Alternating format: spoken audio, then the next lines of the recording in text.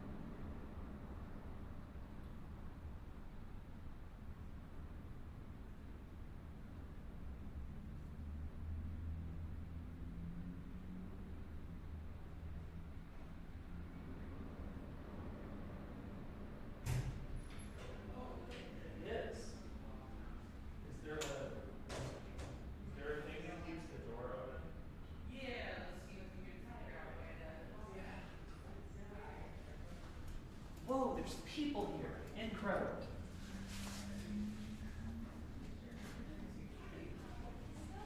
This buggy is so far away from it. I'll just use the wheel stand if you want. It's also on wheels, I think, if you Oh, is it? a Wonderful. little bit, but it is related to the cords. Already had USB-C adapter. This is beautiful. This never happens.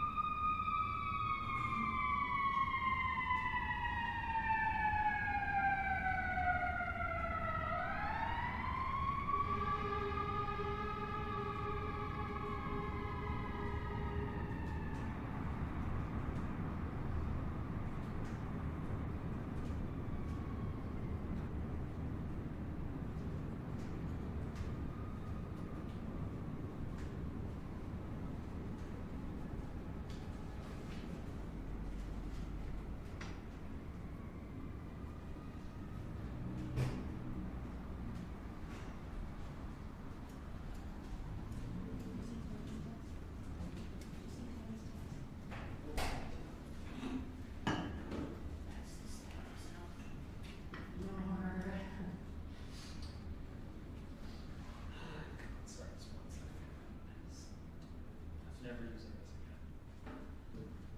Anyone ever tries to make me make a PowerPoint again, I'm executing them.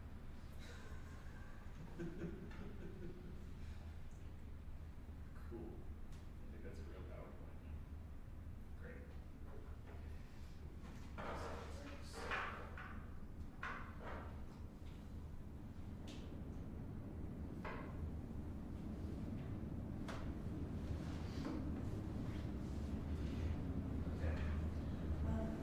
trying to go to class on Wednesday, and I told him again it was on Friday at the same time. Sarah? He had a meeting. I figured. No, you should be our audience, They just didn't. and it's usually my question. It is. I'm gonna check.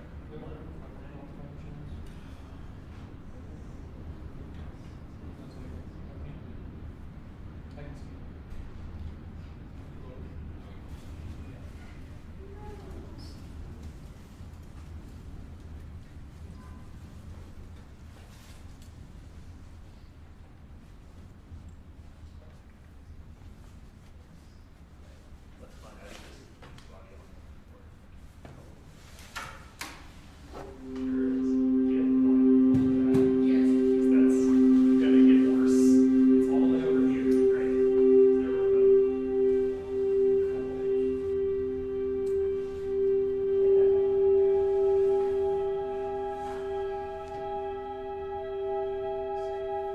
Cool.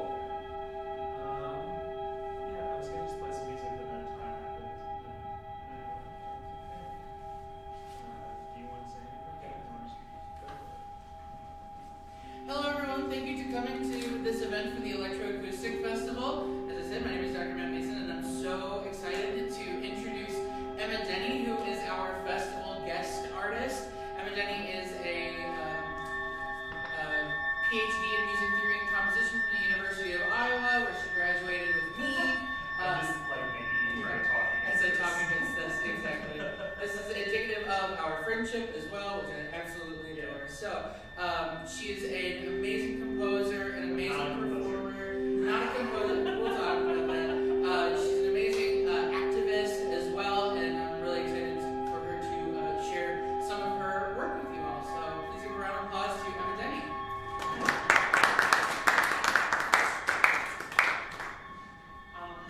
What we're listening to right now is a piece that I'm going to talk about in a little bit. It's a piece called Pink Glow 1967. It's an exploration of Wendy Carlos's alpha tuning system, which works off perfect divisions of the fifth instead of perfect divisions of the octave. So it has really in tune small intervals and bonkers out of tune large intervals. It's a synthesizer that I designed based on a design of hers from that same year, 1967, and then sort of just made drum music with it. And that's about enough of it, because this piece is 17 minutes long, so we don't have that in us today. Cool. Back to this. So, I wanted to talk about something that I think affects a lot of people in this room right now and has affected me pretty directly, which is a concept called institutional betrayal and how we experience it in schools of music, and particularly how I have experienced it as a trans woman working in a school of music.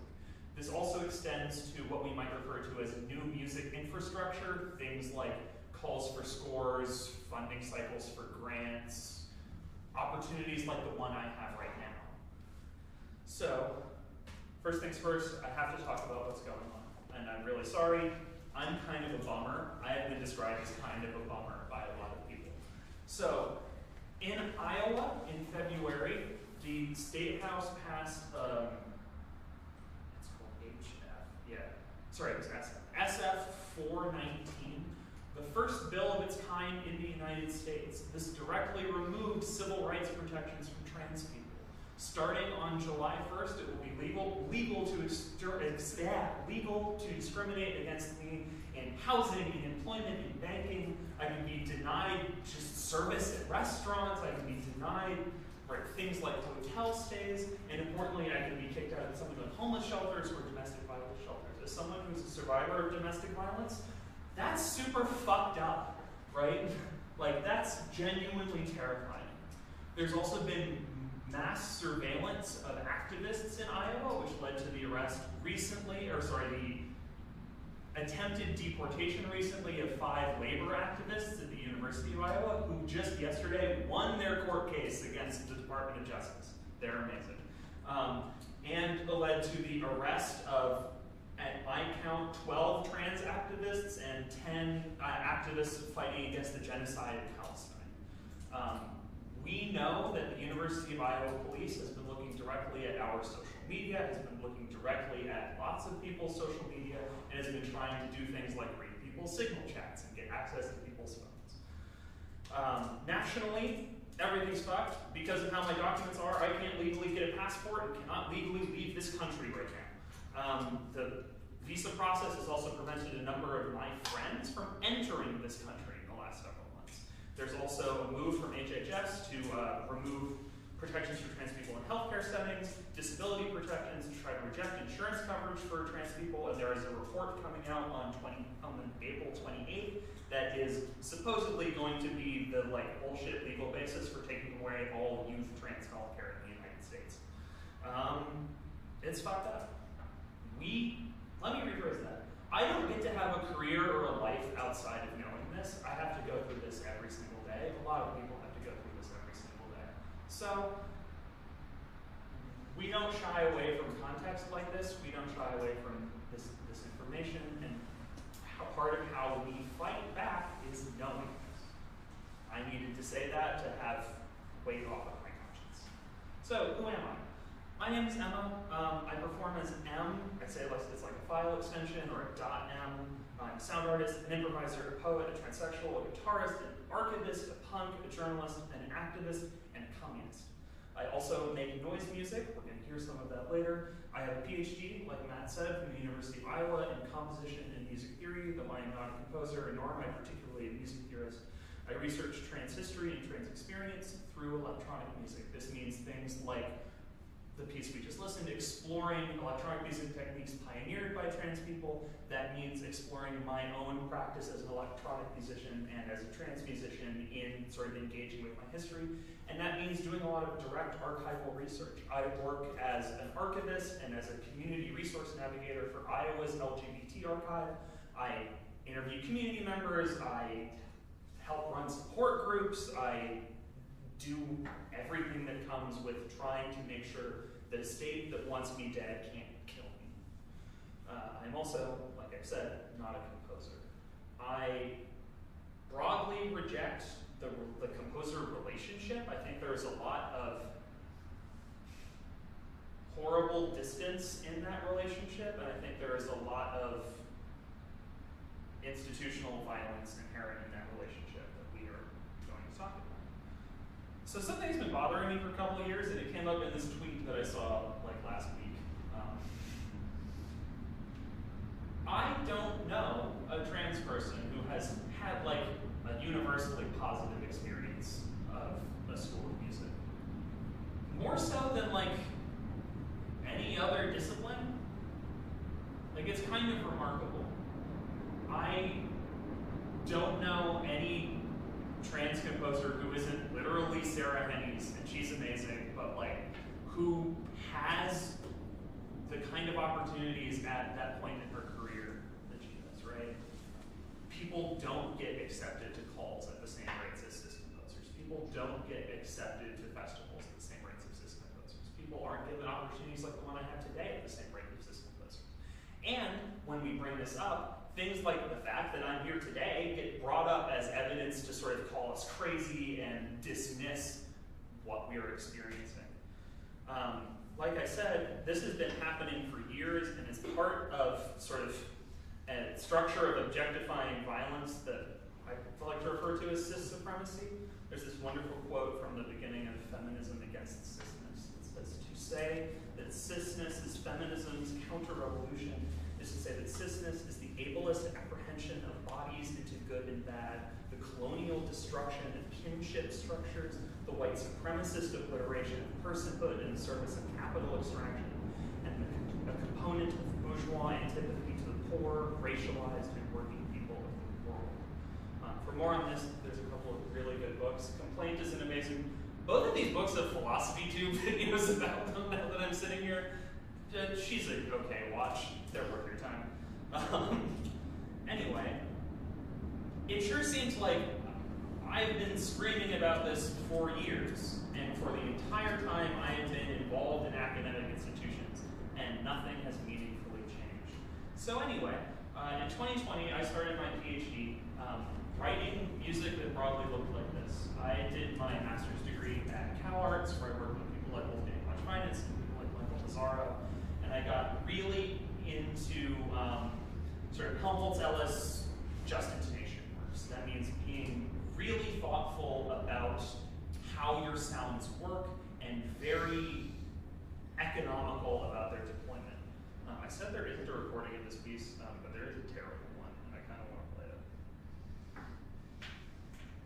it. Matt remembers this recording session. This was the Zoom Jack Quartet reading, where one of the other participants just forgot to turn off, not this book. This is a good book. It's not what I meant to open. I guess it's this one. These both say they're the same, so.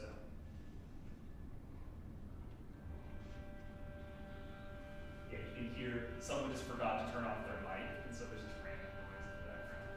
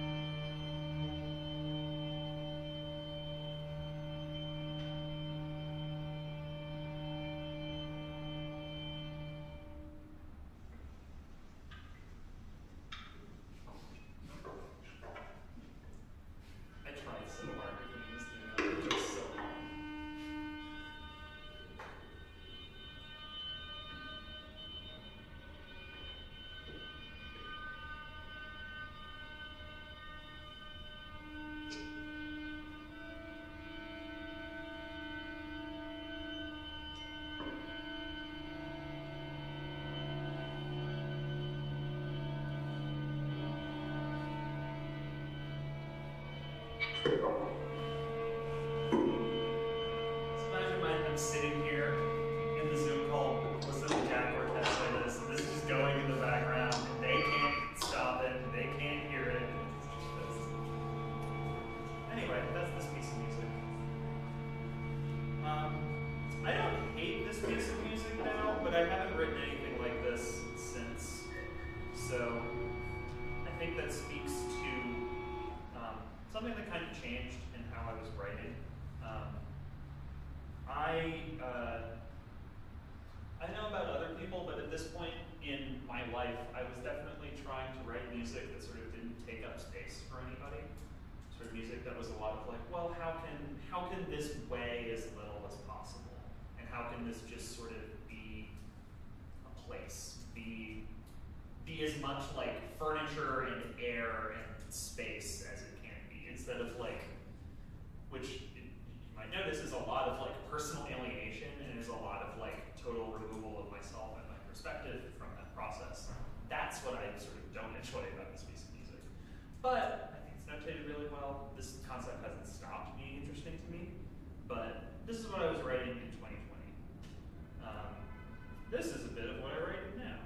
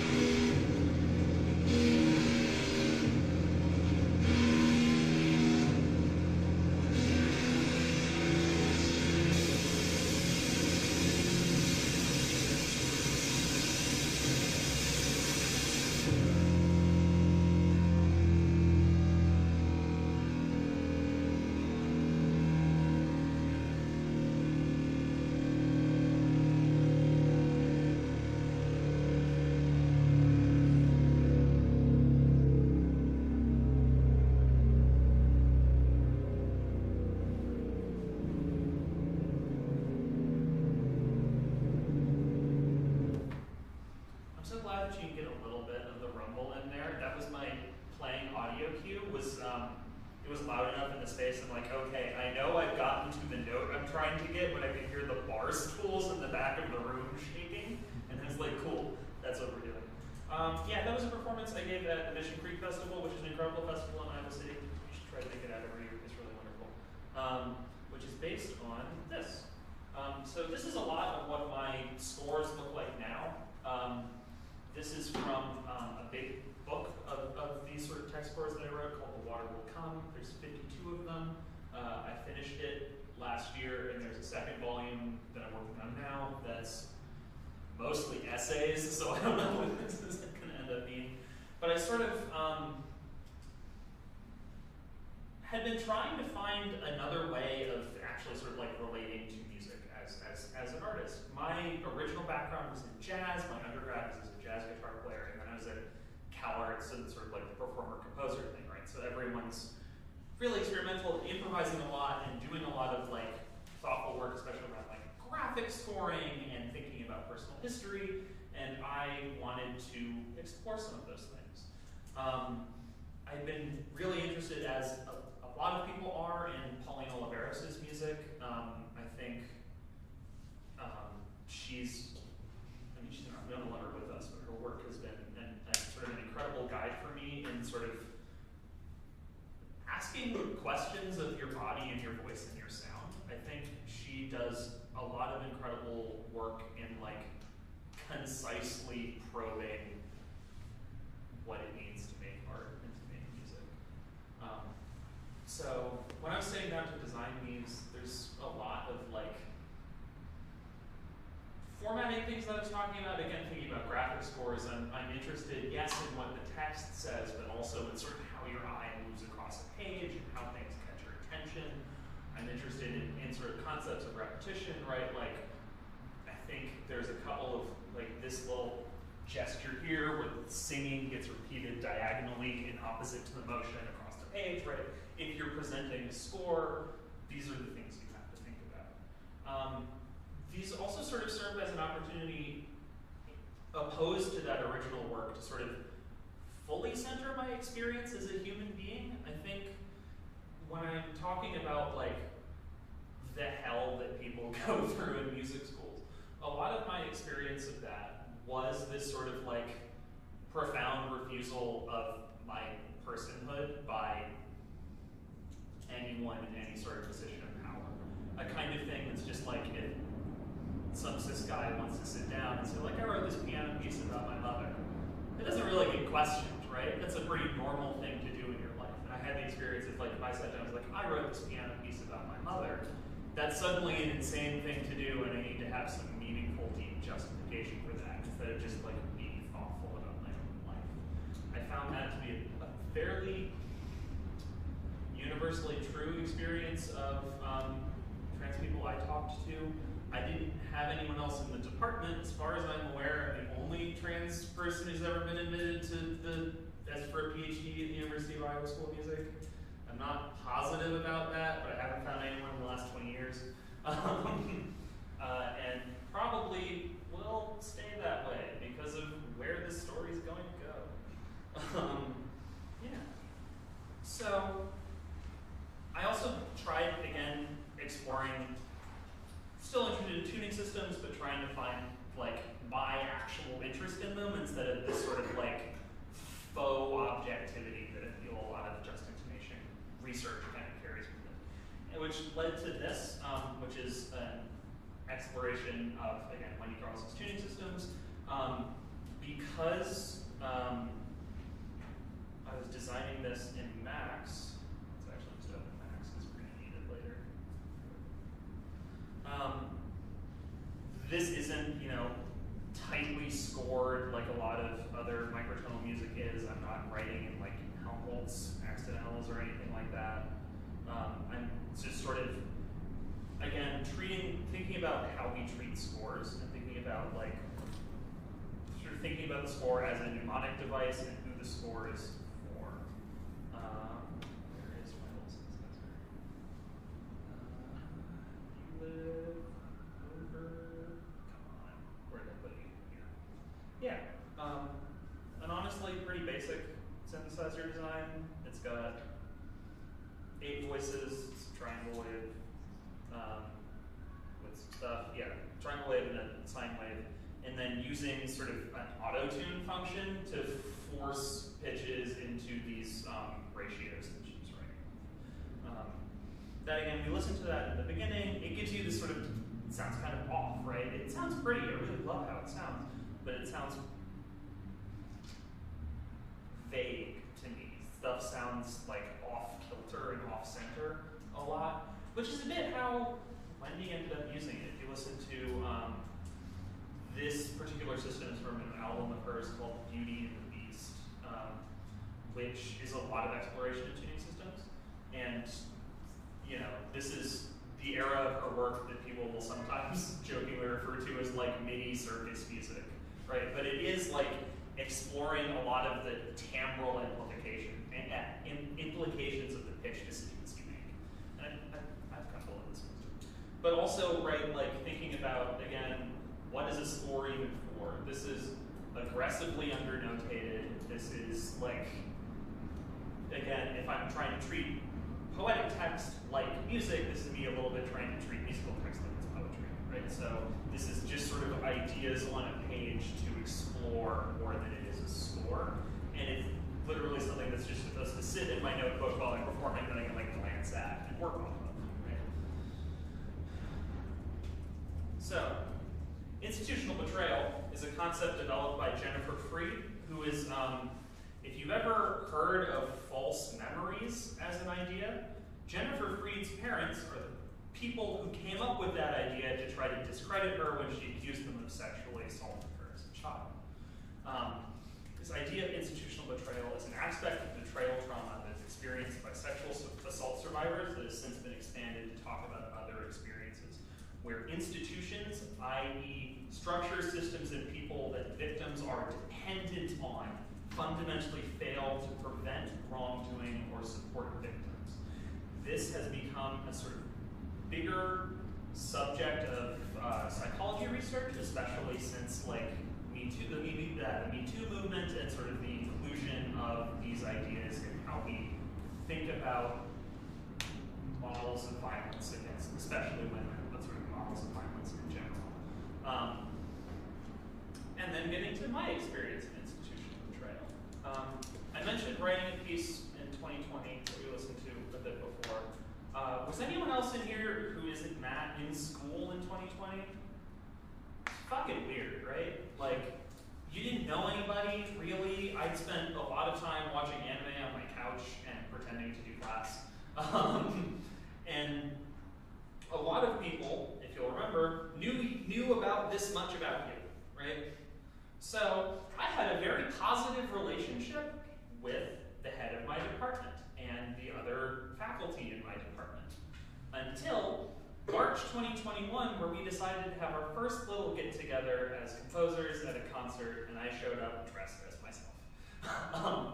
And was sort of immediately rejected by the head of my department and proceeded to have some pretty awful experiences in the 4 years that came after that, exemplified by the fact that the last time I saw the head of my department was after my graduation.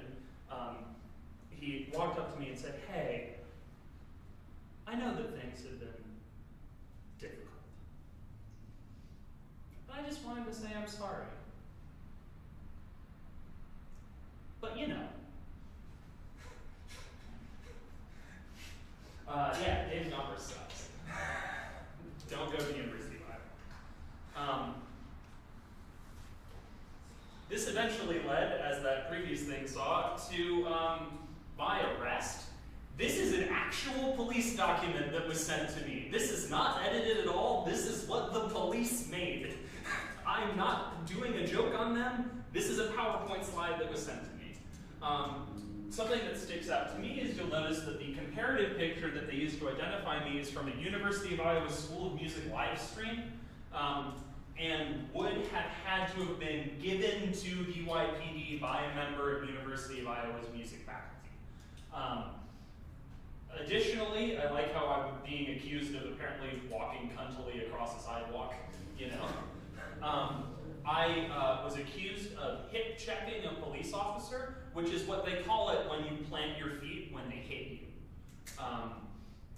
This led to a year of ongoing legal issues. I was on probation until July because of all of this, because I did eventually have to plead guilty to that little acronym on there, which is IWOA, which is a charge called interference with official acts, which sounds really cool, but it's actually a cop told you to do something and you didn't, which, like, all things aside, that is what happened. I super didn't listen to a police officer.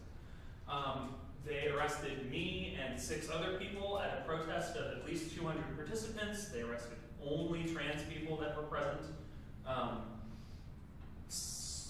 We managed to fight this. There's a Washington Post story about this if anyone wants to really get into it. But they eventually found that the University of Iowa police violated our civil rights in arresting us, because, like, the crime that they are accusing me of is literally this, is standing in a street near a car. This is apparently doing some horrible disorderly conduct.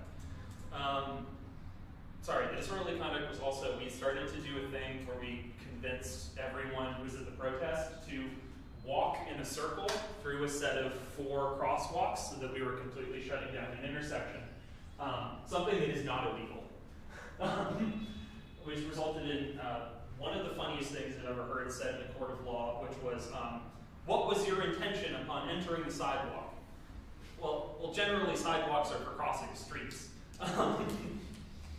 Yeah, so this kind of derailed my PhD. I was in the middle of doing my comprehensive exams. No, this was, I'm looking at you like you would know, Matt. What happened in fall 2023? I remember nothing. I remember getting a phone call from the police while I was in therapy. I have that audio. Hold on, that's a very funny piece of audio.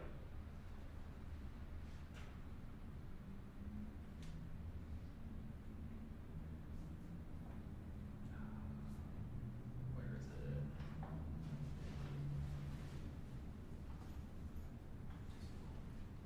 Here. Where? Look.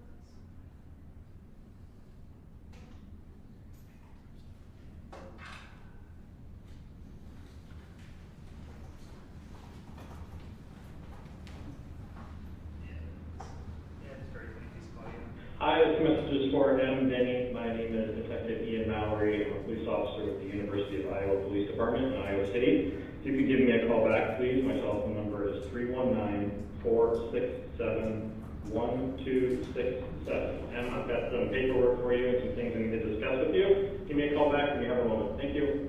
The paperwork was 2 warrants for my arrest. Ian Mallory has since been accused of systematically targeting trans people. He's currently on administrative leave at the University of Iowa, and there is a piece of investigative journalism coming out about him next month.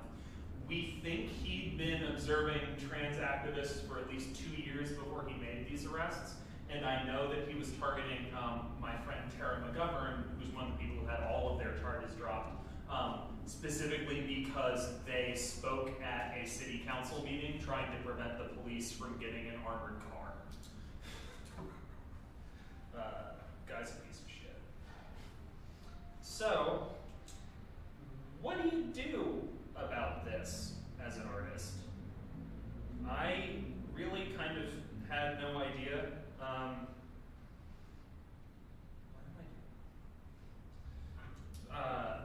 It sure made answering,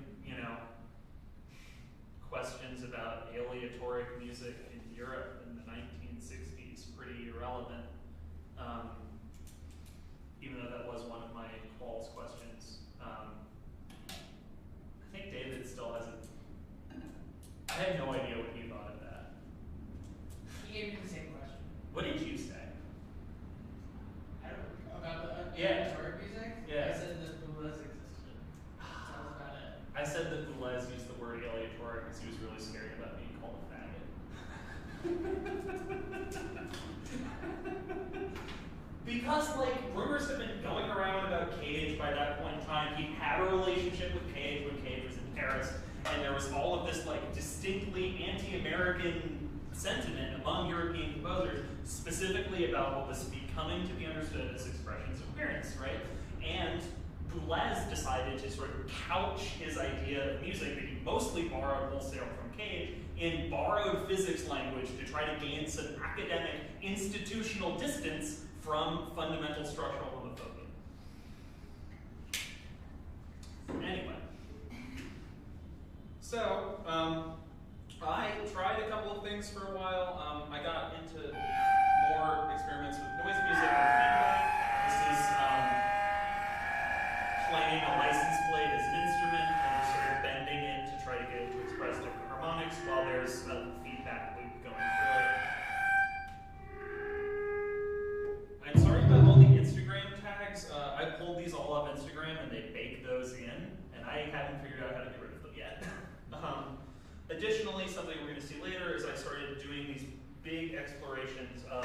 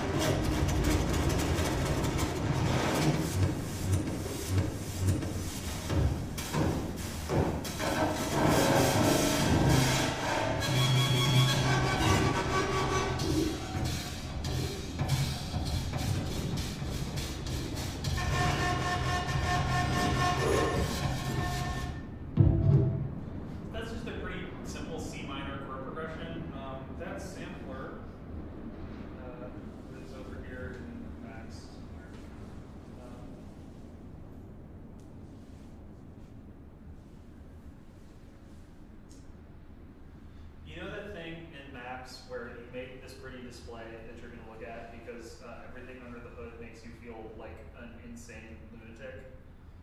So anyway, this is what this patch looks like under the hood.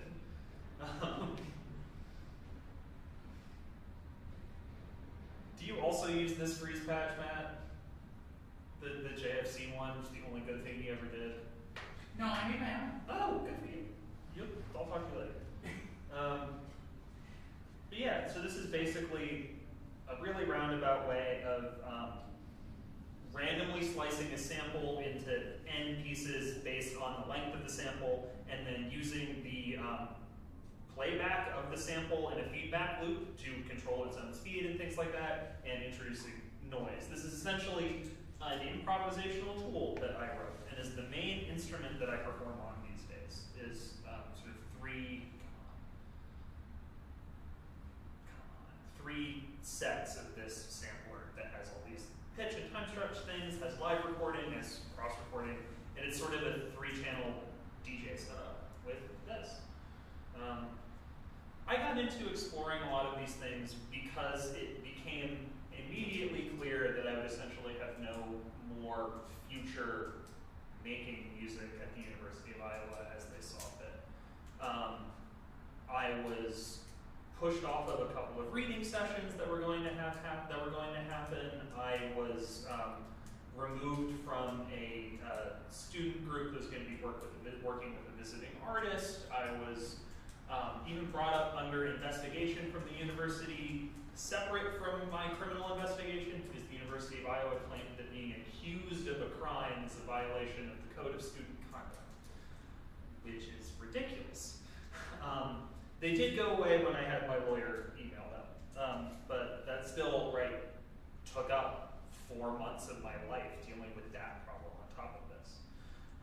Additionally to that, some very difficult things have been happening in Iowa. So in 2024, we organized a group of 300 people to show up and protest against Iowa Representative Jeff Shipley and his bill to remove civil rights protections from trans people.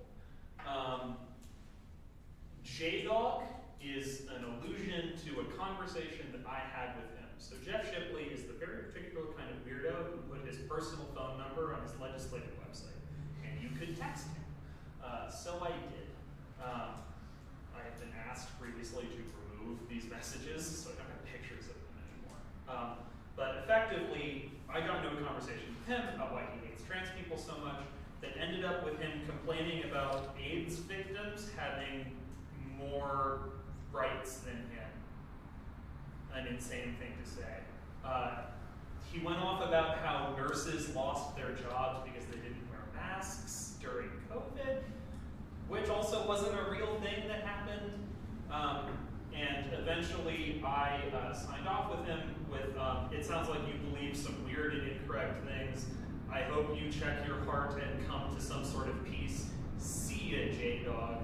His name's Jeff. And he responded in all caps, you will refer to me as Representative Shipley if you ever wish to speak to me again. So I got 300 people to show up to his job and shout, fuck you, J-Dog. He's in the yellow tie.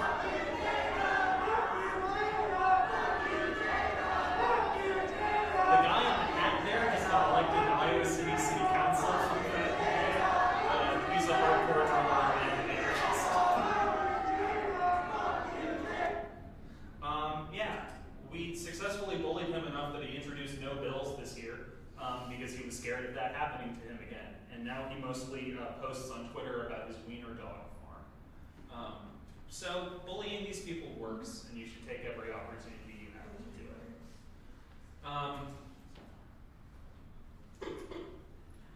I have also since this time become something of a journalist covering these attacks in Iowa. If you have ever seen Erin Reed posting about anything that happens in Iowa, Erin gets her stuff from me. But this has led to me being brought up as an expert in a lot of these cases. I am a person who speaks in state houses about what is happening, which this year resulted in me being banned from the chambers of the Iowa Senate for telling Representative Steve Holt, who introduced the ban, the civil rights ban that passed this year, to kill himself. I do not regret that. He should kill himself. I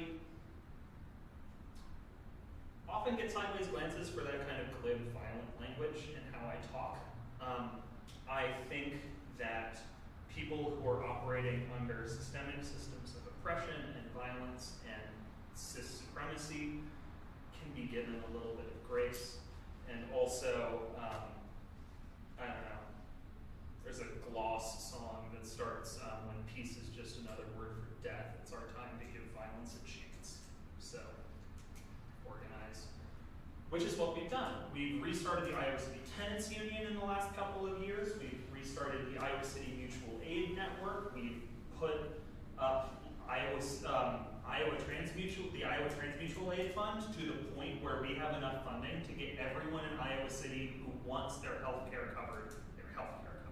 We are one of the largest per capita mutual aid networks in the country directly related to supporting trans people and trans healthcare. Which sort of got me thinking about why I was even engaged in academia at all. If we could do this, right? Like if there are structures that you can create with your friends hanging out and having fun that actually help people, that actually protect people, that actually make change happen, then why don't we just do them? So I started just doing them. This is a video from a performance at a fundraiser called Transgander. There's another Transgander happening on May 3rd. This has become a yearly thing. It's a fundraiser for Iowa Transmutual Aid. And it was my first time performing as an artist with my name I use now. Oh no, I forgot to plug in my computer. I'm sort of just like this, so. I forgot to say a thing at the beginning, which is please stop me if you have questions or want me to expand on something. I know it's been a while, but I love to answer questions because conversations are cool. Is there an outlet? Directly Yeah, that's cool.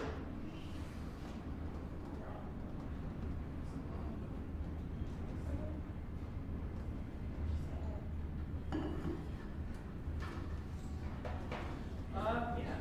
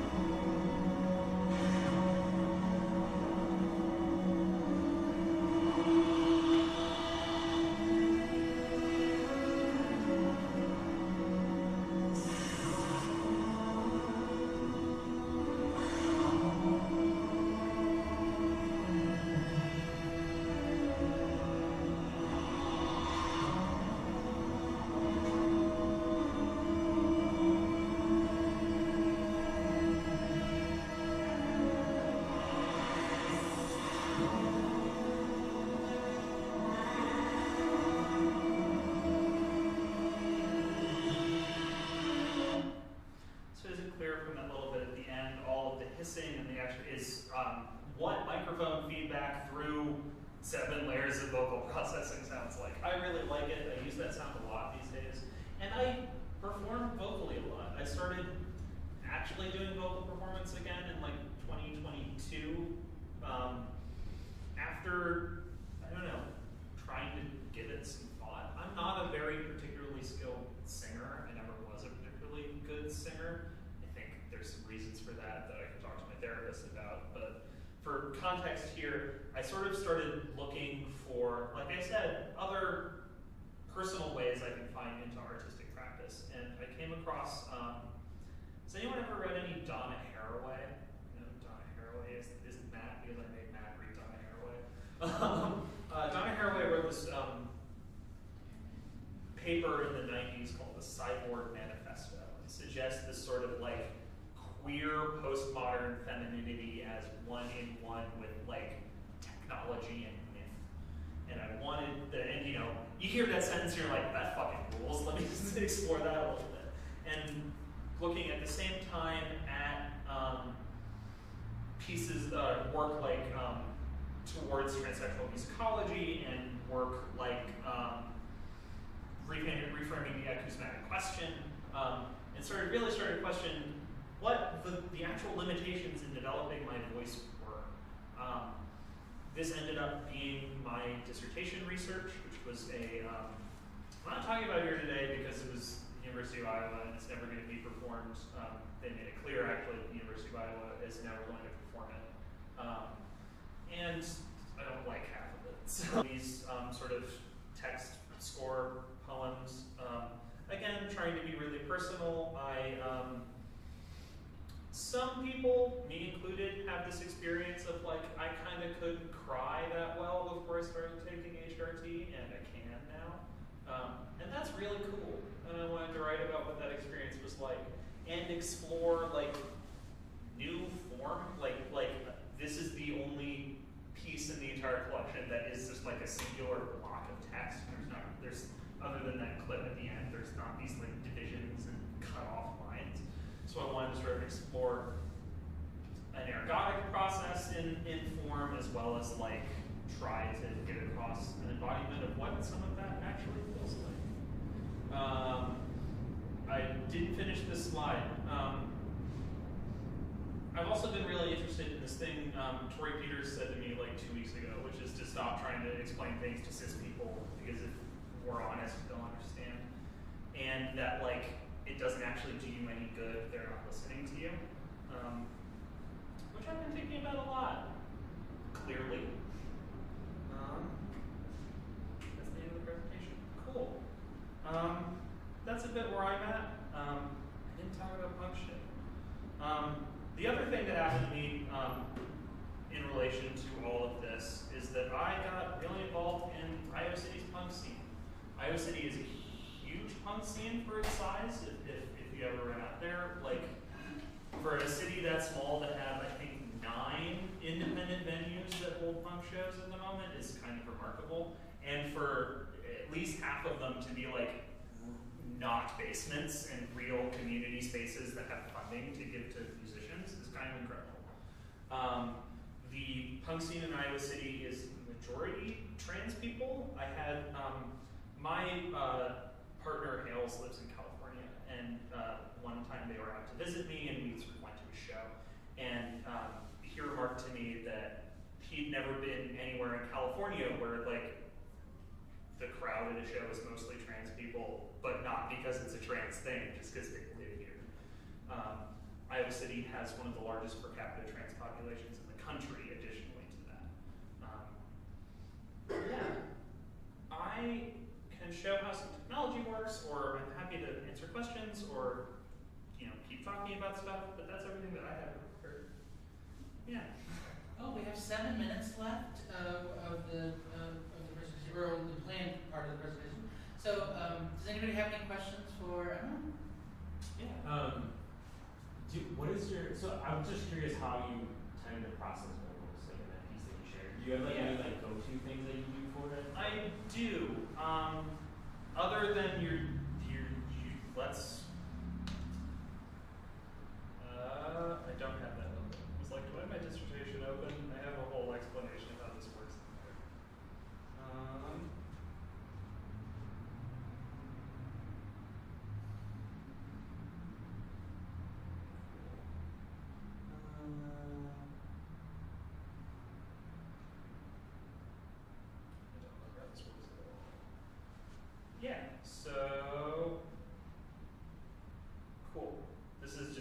for the piece of what things you need for what situation.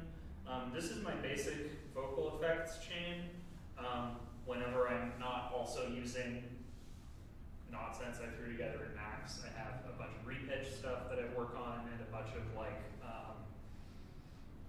FFT, like voice reharmonizer stuff that I work on that is not on this list because I haven't come up with it yet. But yeah, this is basically what is going on.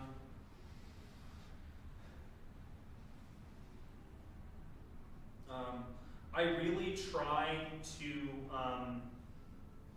especially in academic settings, only ever use things that people can get for free. So all the plugins that I use on here are things that you can get for free, or that like came with my talk. Yeah,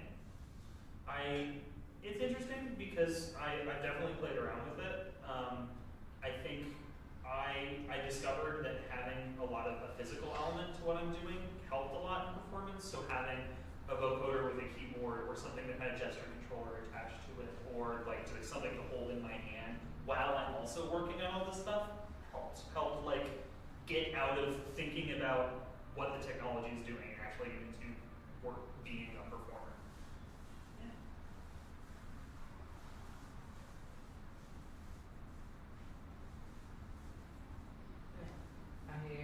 I sort of asked about this the other day too, but I'm curious, even though not all of the like the water will come pieces require actual use of text, are there certain songs where it's permissible to speak or sing the text, or is it kept generally like up to performer? It's always up to performer. I would feel uncomfortable telling them not to do that. Let me pull up the score because there's instructions for those pieces that we can show people.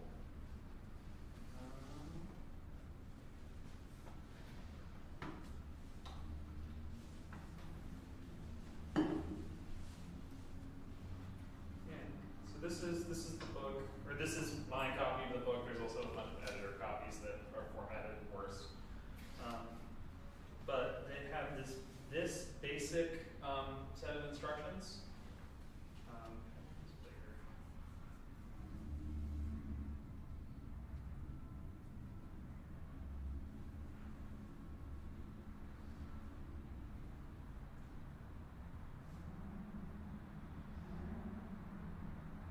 And I'm pretty open to anything people want to do with it. I was actually, along with all these other things, I was inspired by.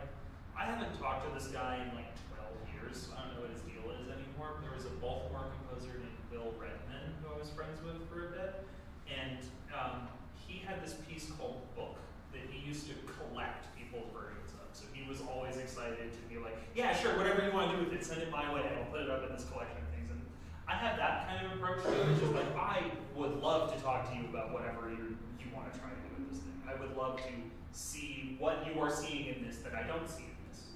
I think of it a lot more like relationships that directors have to text as opposed to direct relationships that other people might have to text. And that like, yeah, I wrote these, but we are in a conversational and interpretive process around them, the performer and I'm also usually the performer, so like all approach things differently some nights, right? I've also just started lately like showing up to poetry readings and doing these. Like this one started as actually just a poem, right? Like some of these are just for reading. For when I do them, they're for reading. Other people can have them.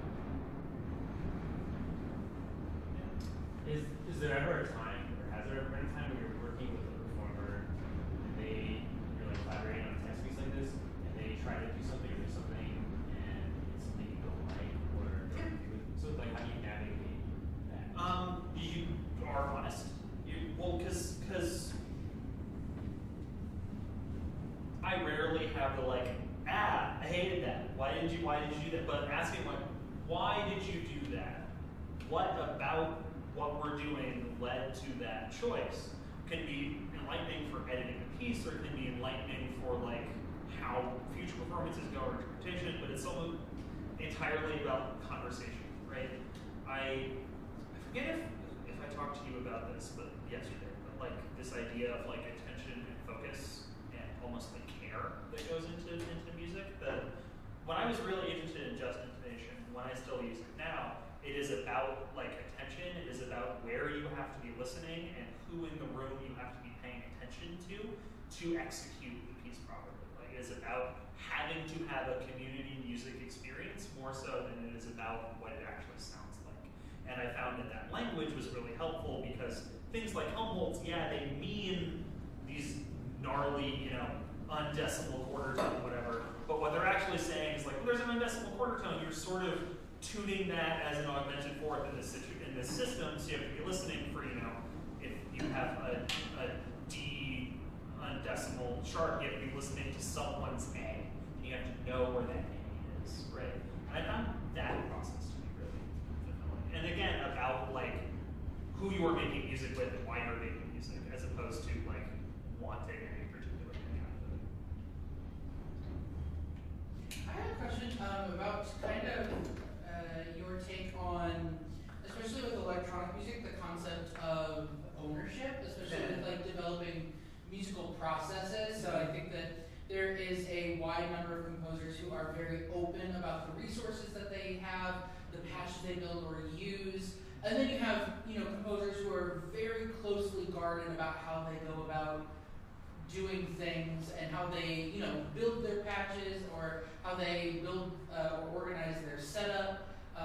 That is often then juxtaposed with how artists are working with their actual music. So in terms of like ownership, how do you feel about, the ownership over like your setup for these pieces? Have you ever given sort of like the tech needed to perform it to someone as well? Like, what's that relationship like? There's a thing I've said this about working with feedback as a material before, that like all of this stuff already exists somewhere.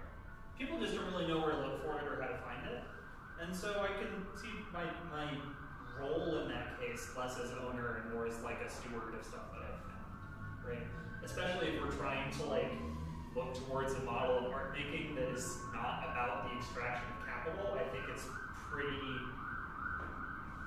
I think it's, artists have to eat, but also if you're coming up to me treating the things you've designed and the stuff that you make as a business, we're not going to be friends.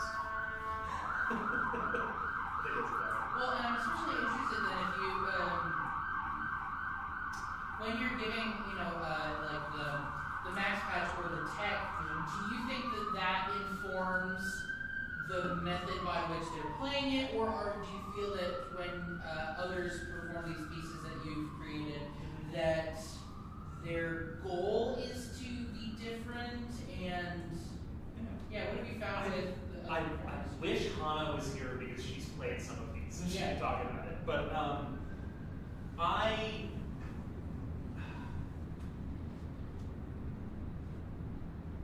I want these works to be about intimacy and vulnerability first. I want them to be about honest engagement with the material before they're about anything else.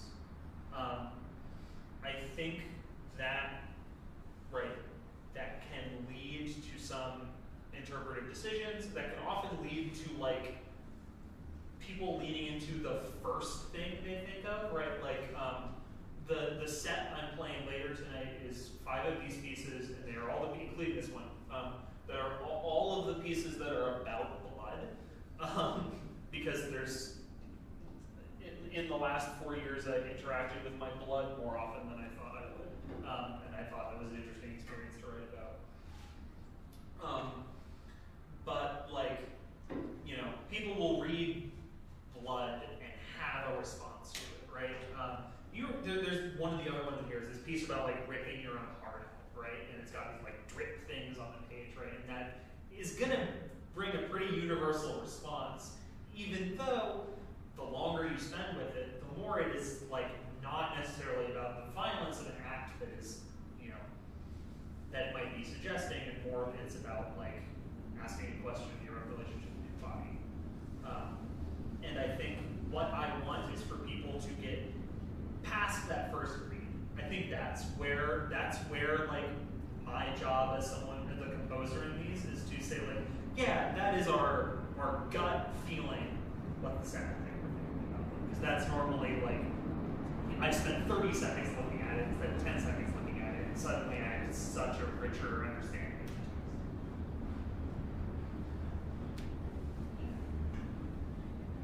Well, that's, yeah.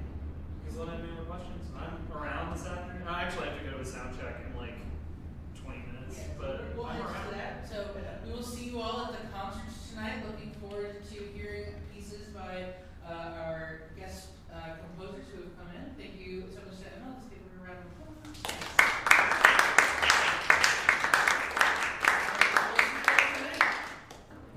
Thank you all for putting up with me. I'm currently recovering from surgery and a broken rib, both of which were thankfully consensual. But I'm, you know, in a weird mood.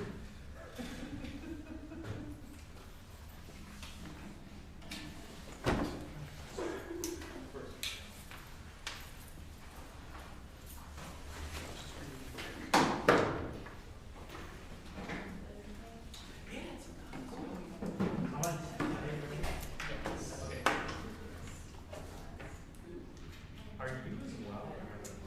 I am, and I should be able to just kind of stay after this. Okay, yeah, I can stay back here too. I just, cool. Yesterday I was picked up myself in time, but I was not happy about that. Well, you said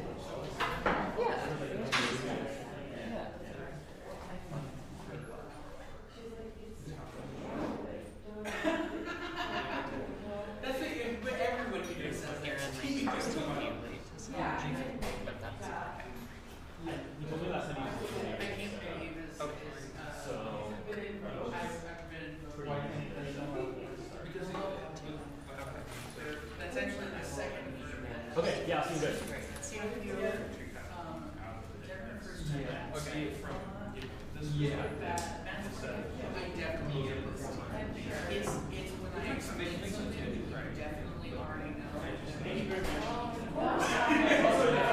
is different than mansplaining because, you know, mansplaining Yeah, right. And it's just like the amount that's just like, well, I was fed up with this, so I'm gonna go fucking do something else, right? and I have to still explain. Yeah, that's great.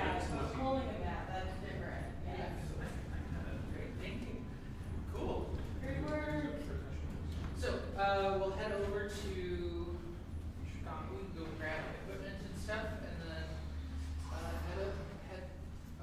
head down. Start, we'll head down to the 7th floor for guys.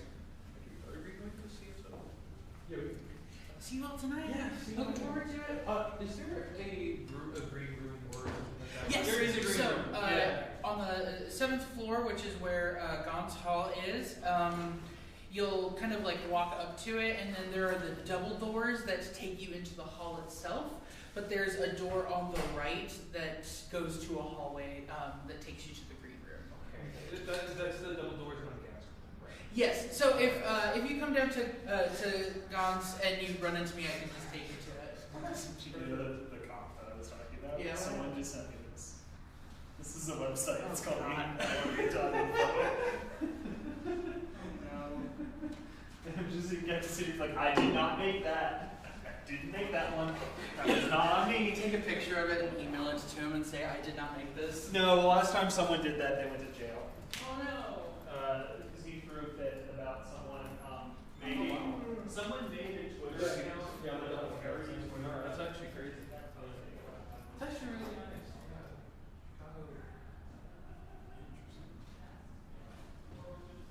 The 3 hours hitting me. Oh, dude, tell me about it. Well, I mean, you definitely have it worse than I do. There is a presentation, like, I was like engaged, but like, couldn't use my. No, yeah, I was engaged. It's just I saw that email. I was like, and we also need a grade, which also like.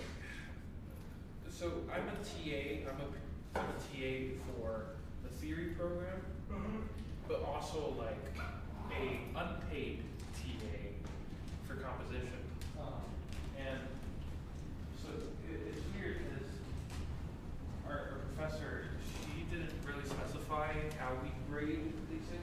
entirely unexpected.